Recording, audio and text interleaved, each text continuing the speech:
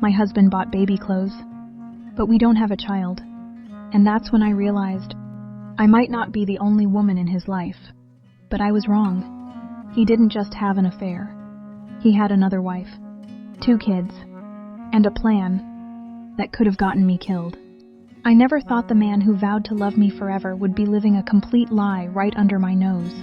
But one ordinary Tuesday in Atlanta, a single text message turned my perfect marriage into the worst nightmare of my life. My name is Rachel, and for 9 years I believed Mark and I had the kind of love people write songs about. We met at a rooftop party in Buckhead during a hot summer night in 2015. He was this confident marketing director for a medical device company, always flying out for client meetings. I was a freelance interior designer working from our sunny home office. We bought a beautiful craftsman house in Decatur with a big front porch and a backyard big enough for weekend barbecues. No kids yet, he always said his travel schedule made it impossible, but we had our golden retriever Max.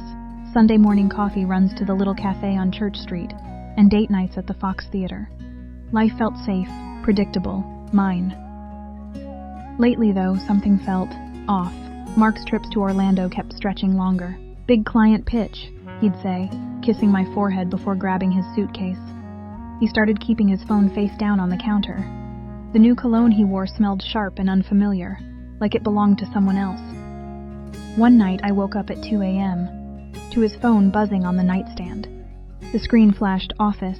When I gently asked who it was, he snapped, "Rachel, stop. I'm exhausted from these damn flights." I told myself it was stress. I told myself I was being crazy, but deep down, my stomach twisted every time he walked out the door.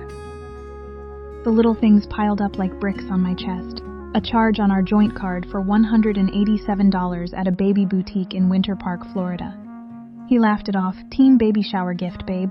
You know how corporate people are." A woman's hair tie tangled in the back seat of his car. Client left it after a ride to the airport. Each excuse sounded reasonable. Each one left me staring at the ceiling at night, heart pounding, wondering why I suddenly felt like a stranger in my own home. I started checking his location when he was in meetings. It always said Orlando. I cried in the shower so he wouldn't hear. I smiled when he came home anyway, but the fear was growing. Something was wrong. I could feel it in my bones. Then came the day everything exploded. Mark was supposed to be gone until Friday. I was folding laundry in the bedroom when his work iPad buzzed on the dresser. It was synced to his phone. A new message preview popped up before I could look away. "The kids miss Daddy so much. Little Emma drew you a picture at preschool today. When are you coming home to us, baby?" Attached was a photo. My knees buckled. There was Mark, my Mark, standing in front of Cinderella's castle at Disney World. He had a little girl, maybe 4 years old, on his shoulders, her tiny hands in his hair. A boy about 6 stood beside him holding a balloon, and the woman, she was kissing his cheek like she'd done it 1,000 times. They looked like the perfect family. The boy had Mark's exact dimple. The girl had his dark curls. I dropped the laundry basket. The room spun. My husband wasn't just cheating. He had an entire secret family. I sat on the floor for hours, scrolling through every message I could access. Lila had been sending him photos for years. Vacation pictures, school concerts, ultrasound images from 7 years ago. 7 years. They'd been together longer than some of our friends had been married. My mind raced through every trip, every late meeting, every time he came home smelling like someone else's life. I threw up in the bathroom, then I cried until my throat burned. How many nights had he tucked those kids in, then flown back to kiss me goodnight like nothing happened? When Mark walked through the front door that Thursday evening, suitcase in hand, I was waiting on the couch with the iPad open. The photo glowed on the screen. His face went white the second he saw it. "Rachel, it's not." "Don't," I whispered. My voice sounded like it belonged to someone else. "Don't you dare lie to me again. Who is Lila? Who are those children?" He dropped the suitcase. For the first time in 9 years, my strong, confident husband looked small, broken. He sank into the chair across from me and put his head in his hands. "Her name is Lila," he said quietly. "We met in college, got married right after graduation in Orlando, had the kids. I was young, stupid, and when the company offered me the Atlanta position, I told her I needed space. I never filed the divorce papers. I just left. The room went silent except for the ticking of the grandfather clock we bought on our honeymoon. My brain tried to catch up. Married. Before me. Still married. I met you and everything changed, he rushed on. You were so different, so real. I fell in love. I thought if I just kept the two worlds separate, no one would get hurt. I used company expense accounts to help with their bills. I told myself it was temporary. Rachel, please. I love you. You're my real life. I laughed. It came out broken and ugly. Your real life? Mark, those kids call you daddy. That woman thinks she's your wife. And our marriage? It's not even legal? He reached for me. I jerked away so hard the lamp on the side table crashed to the floor. You stole 9 years of my life. You made me believe we were building something sacred while you were playing house in 2 states. How many lies? How many nights did you lie next to me after kissing your other children goodnight? That's when the second truth, the one that shattered me even harder, slipped out. He whispered it like he couldn't hold it anymore. The company started auditing expense reports last month. I moved money around. A lot of money. Over $180,000 in fake client reimbursements. I used our joint savings too. I was trying to keep both families afloat. If they trace it back... My blood turned to ice. Embezzlement. Fraud. On top of bigamy. The man I slept beside every night had been committing crimes to fund his double life. I stood up slowly. My legs felt like glass. Get out! Rachel. Get out. He left that night. I locked every door, turned off every light, and sat in the dark with Max's head in my lap. I didn't cry anymore. I was past crying. I was empty. What happened next was a roller coaster I never saw coming. At first, everything looked perfect. My attorney Sarah told me over the phone, Rachel, this is a slam dunk. Federal charges filed yesterday. Embezzlement, wire fraud, the works. He's staring at 10 to 15 years.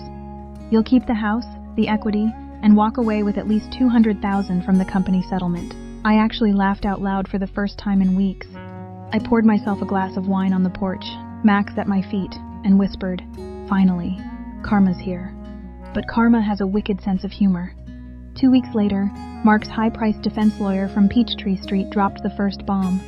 He filed a motion claiming I illegally accessed the iPad and that all the messages were fruit of the poisonous tree. The judge, a stern woman in her 60s, actually agreed on half the evidence. Suddenly the DA called me in. Miss Bennett, the fraud case is weakening. We may have to drop the embezzlement counts. Mark's team leaked everything to the Atlanta Journal-Constitution. The headline read, Decatur designer accused of hacking husband's devices in bitter breakup. My phone exploded.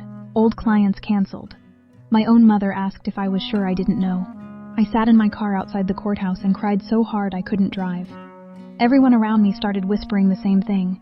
He's going to walk. He'll get probation and a new job in 6 months. I was ready to sell the house and disappear. I told Sarah I wanted to settle.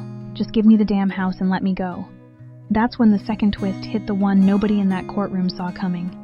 We were in the final hearing for asset division when the bailiff opened the side door. In walked Lila, not in tears, not angry, calm, perfectly dressed, carrying a thick folder. She took the stand as a surprise witness for the prosecution. Your Honor, she said, voice steady, Mark didn't just cheat. He used me, and he used Rachel. But the worst part? He took out a $2 million life insurance policy on Rachel last year, naming me as the secondary beneficiary if anything happened to her. The entire room went dead silent. My blood turned to ice. Mark's face, I will never forget it, went gray. He looked like he was going to faint right there in his suit. Lila wasn't done. She slid the folder across the table. He asked me to help stage a tragic car accident on one of his Orlando trips. He even showed me the policy and said, once she's gone, we can finally be a real family. I recorded the conversation. Here it is. The judge's gavel sounded like a gunshot.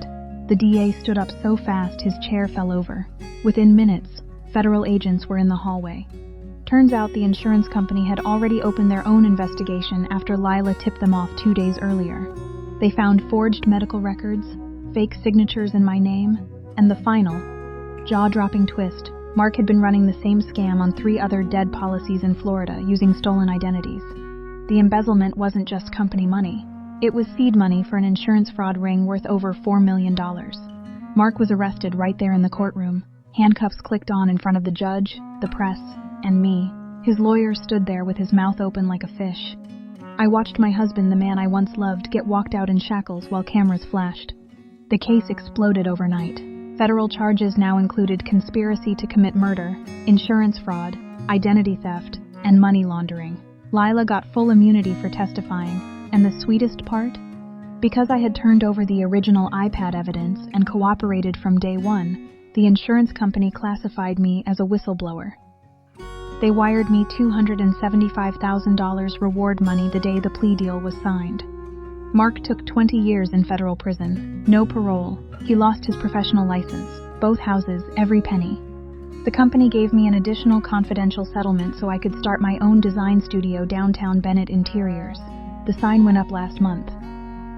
Lila and I met once, just once, at that same little cafe on Church Street. We didn't hug, we didn't cry together. She simply said, "I thought I was the only fool." Turns out there were two of us. Then she slid an envelope across the table, the recording of Mark planning my accident. Burn it or keep it. Your choice. I kept it. Every time I walk into my new studio, every time I see my name on the glass, I remember that courtroom moment. The moment the man who tried to erase me ended up erasing himself instead. People still ask, "Whatever happened to your ex-husband?" I just smile, take a sip of coffee, and say the same 4 words. He's exactly where he belongs. I'm Rachel. I survived the worst betrayal imaginable, and I'm finally, truly, free. So let me ask you this. If you found out your husband had another wife, 2 children, and was using your life to fund his lies, what would you do? Would you confront him immediately? Or stay quiet and uncover everything first? Comment below. Confront now, or I stay silent. Because sometimes, the truth doesn't just break you. It gives you the power to destroy everything built on lies.